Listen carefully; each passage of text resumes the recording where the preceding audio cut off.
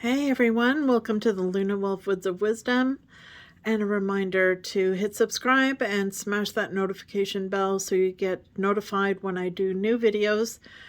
Today I'm doing a reveal of a recent release which is called the Celtic Healing Oracle. The artwork appealed to me because it's a little bit different. We're going to get to that in a second.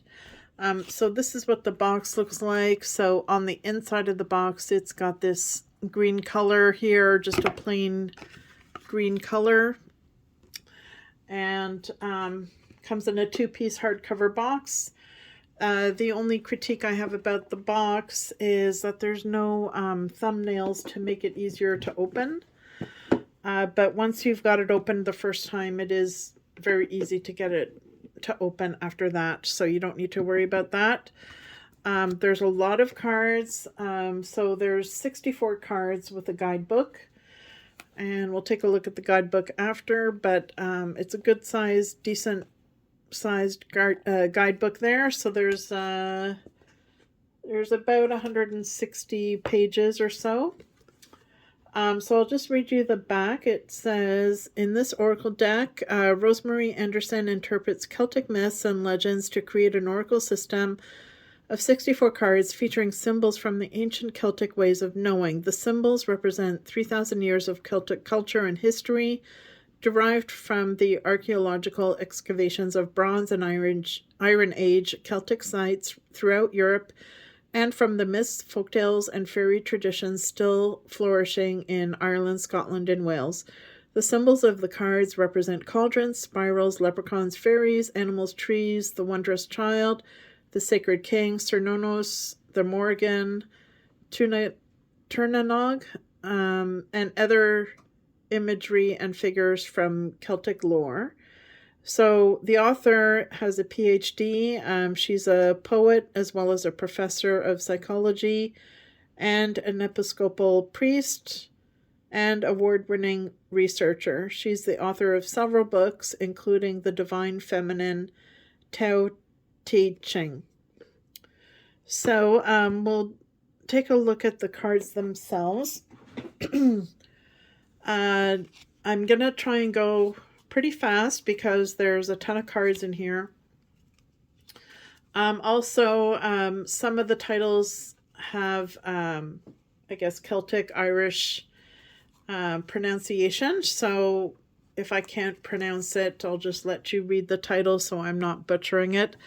But what really appealed to me is the art style is very simplistic and black and white. And at first I thought maybe it was done with a woodcut style, but it was actually not done with woodcut. What they did was the artist took black paper and she had actually cut out the black portions of the art and assembled them together on a white background. And in the book, it explains the reason she did this is because the Celtic view is that they create their reality from the darkness instead of the light. So I thought that's pretty cool that they did the artwork this way to coincide with the Celtic view. Okay, so here we've got the Triple Mother Goddess. And underneath the title, there's a keyword, so it makes it very easy to read, and there's a number on the card, so it makes it very easy to look up. As you can see, there's a glossy finish to the cards. I don't mind that myself, but I know some other people don't really like that. The cardstock quality, I would say, is good. And on the back, as we saw, it's got that Celtic image, which is very suiting. And I like the fact that although the art is simplistic, what I've noticed is you notice things that you didn't see at first the longer you look into the photo or gaze into the photo and let your eyes kind of relax. If you let your gaze relax, you will notice more things than you saw in the beginning, which I think is pretty cool. I'll try and go through pretty fast here because there's 64 cards. And it is a simplistic style of artwork. So if you see something that you like, you can always pause it to take a look at it some more. So I like that there's animals in the cards as well. There's a lot of nature themes.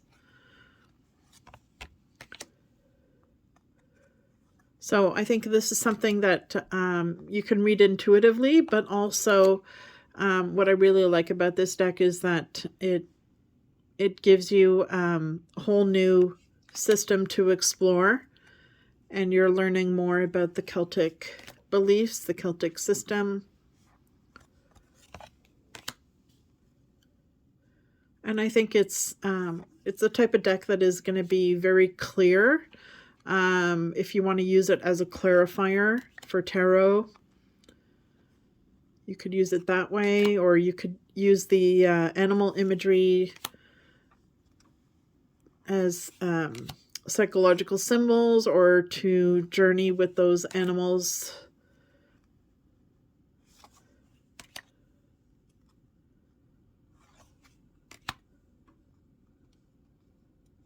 So I don't think you absolutely have to be familiar with Celtic beliefs or systems to use this deck, but that is, in my eyes, a bonus that you're learning about that.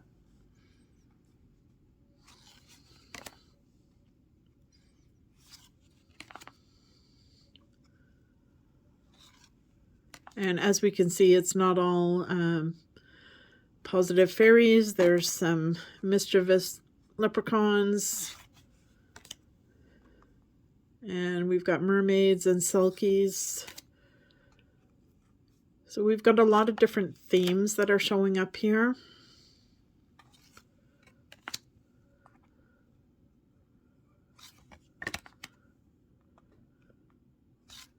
And you can use those cauldrons to journey with the 3 cauldrons.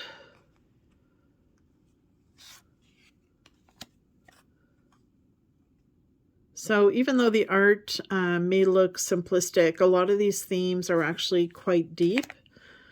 And I'm sure the guidebook will get into that a bit.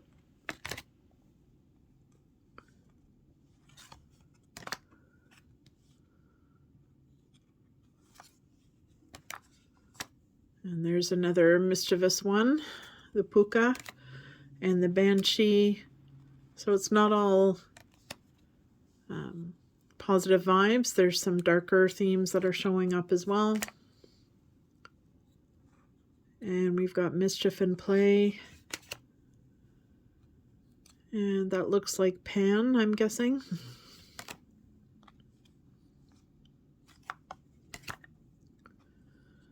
That's a really nice one. They're all nice, I think. There's something I really like about this art style, and I'm trying to figure out why I like it so much, but I'm sure the simplicity is part of it. To me, it looks very earthy, because when I look at this, I still get an impression of using woodcutting, you know, the block art style, the woodcut style. That's what I'm trying to say. The woodcut style of art. That's what I think of when I look at the images. So to me, it seems like a very earthy deck. And apparently the artist lives in Mexico.